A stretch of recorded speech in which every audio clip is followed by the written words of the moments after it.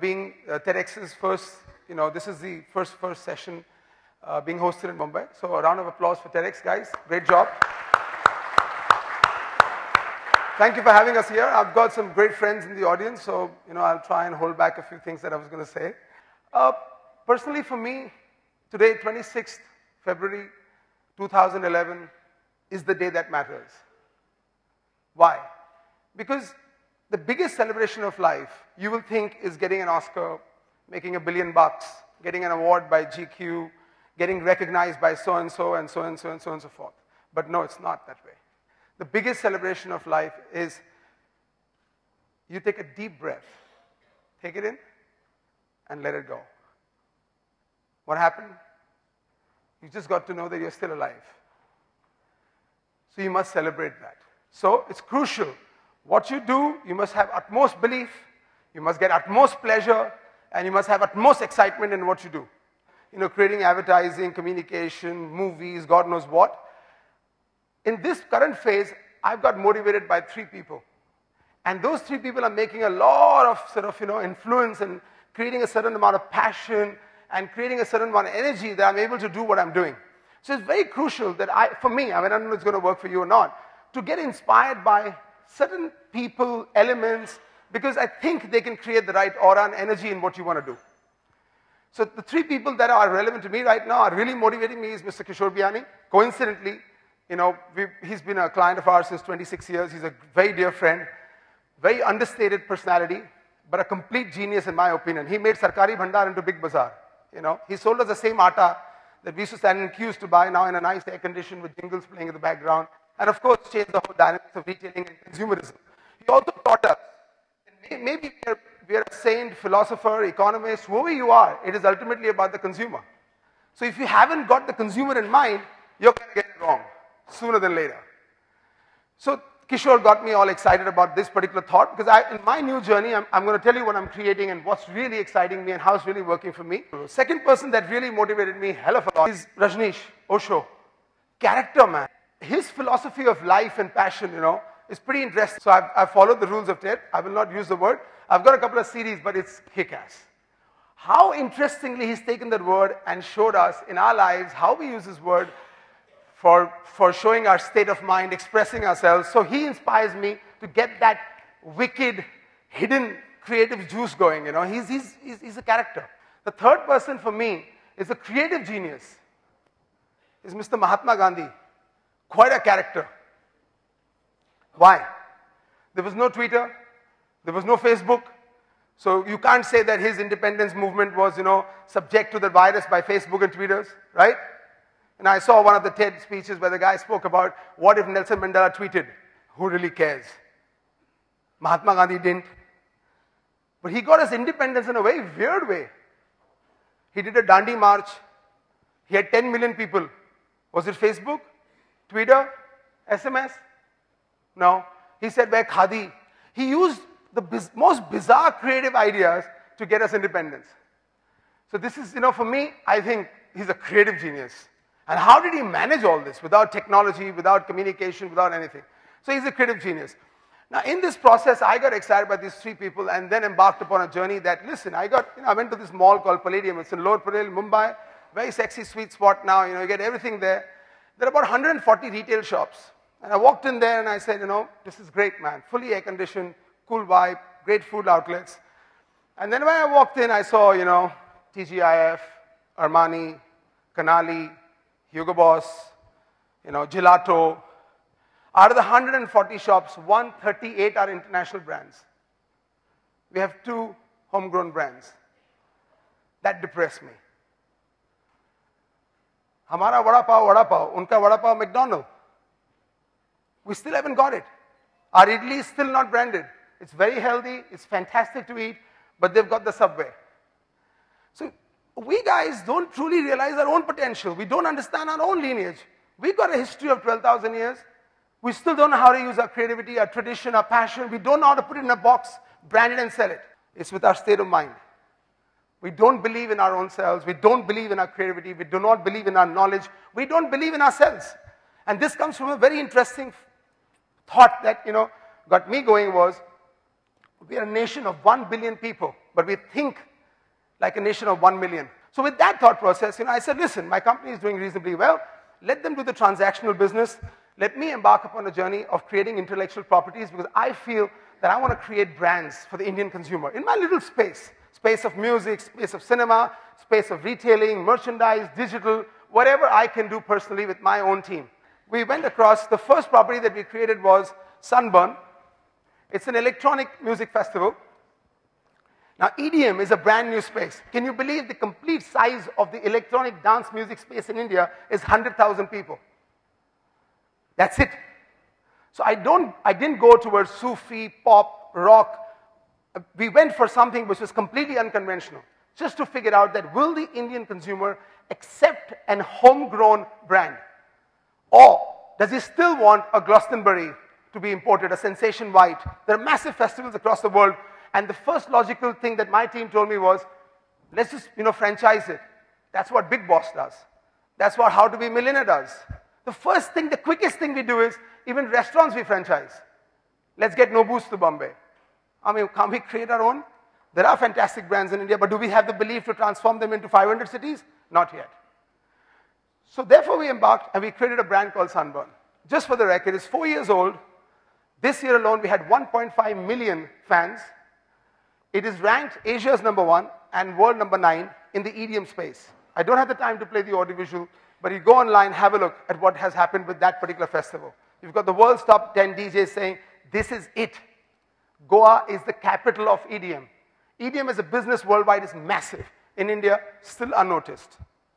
Collectively, the Goa government, in 3 days, did a business of 462 crores through tourism due to Sunburn. It's amazing numbers.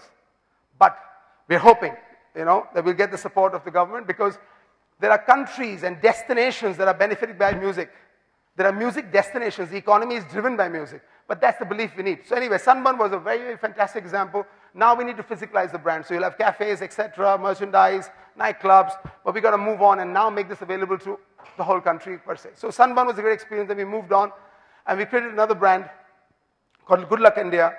Now, small brand, small promotion, currently running on a nice, India's #1 news channel, doing very well. It was actually started in 1999 with Hero Honda.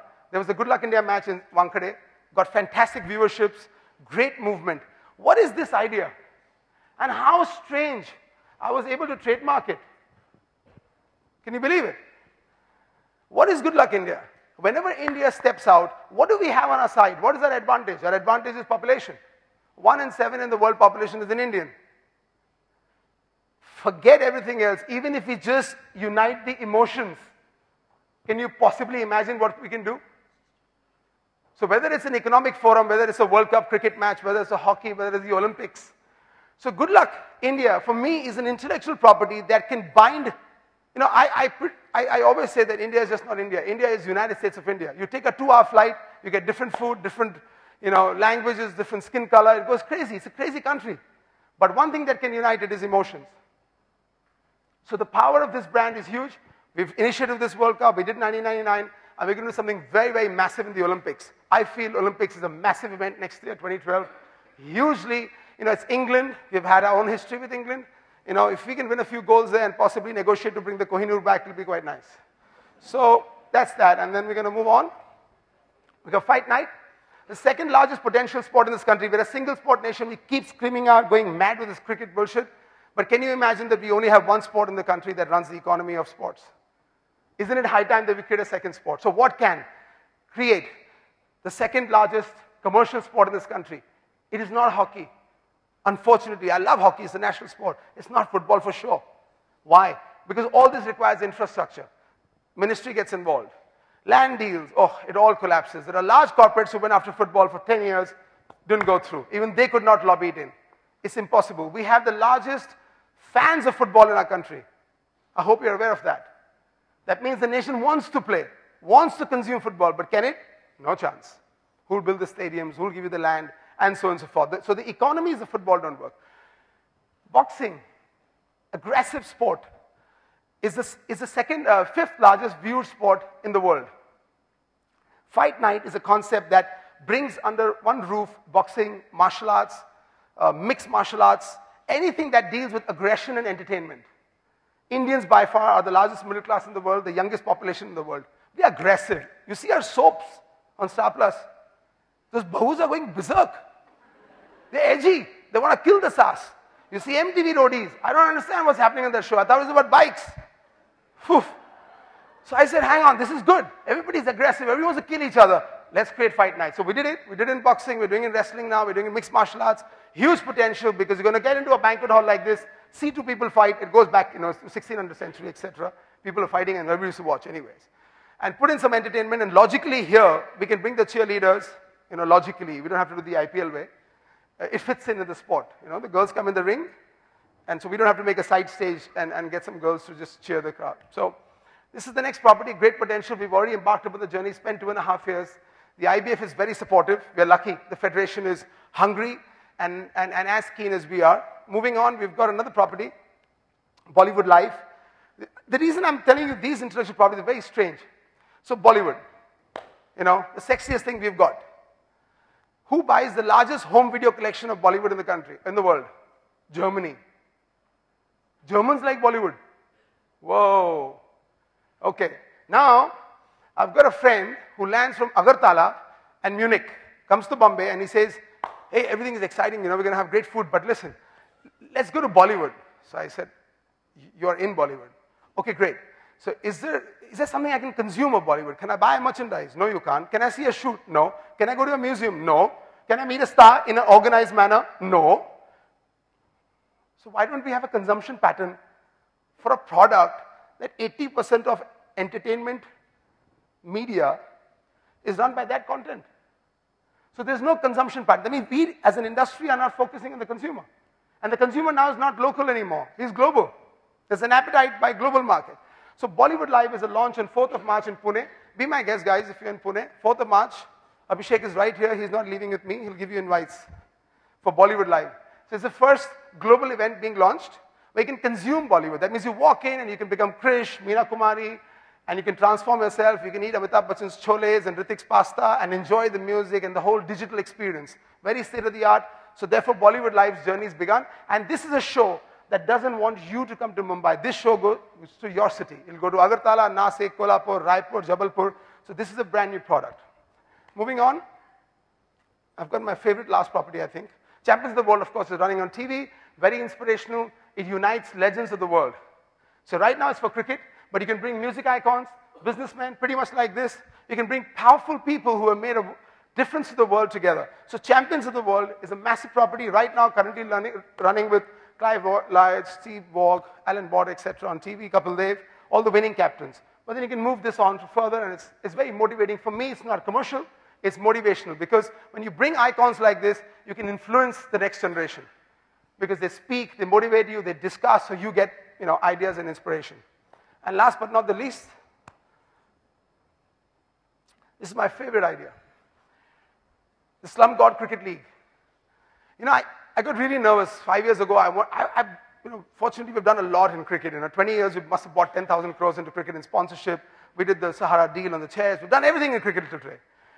But I couldn't, till today, run cricket in its own space. In a way, cricket should be done. Cricket for everybody. Cricket with an opportunity without politics. Cricket in a manner that is for the fans, of the fans, by the fans. Cricket, without bureaucracy. So Slum God Cricket League, which is going to be launched in October, gives you that power beyond BCCI to do it. I know it's controversial, but I'm hoping I get the backing of, Aam Aadmi platform in India. And we get the Aam Aadmi. So this is an opportunity for the Aam Aadmi to play cricket in this country beyond the commercial cricket. So these are the intellectual properties that I want to share with you today. And I'm going to just bugger off now. Okay? I've got this couple of CDs. I'm going to give you that Osho ones. So in case somebody's lazy to go on YouTube, Abhishek is going to give you those CDs. And honestly, for me, the reason I'm here is that I feel that we're now a family. I've been part of the TEDx First Initiative in Mumbai. I'm the first speaker, so it's a good thing. And so let's stay connected.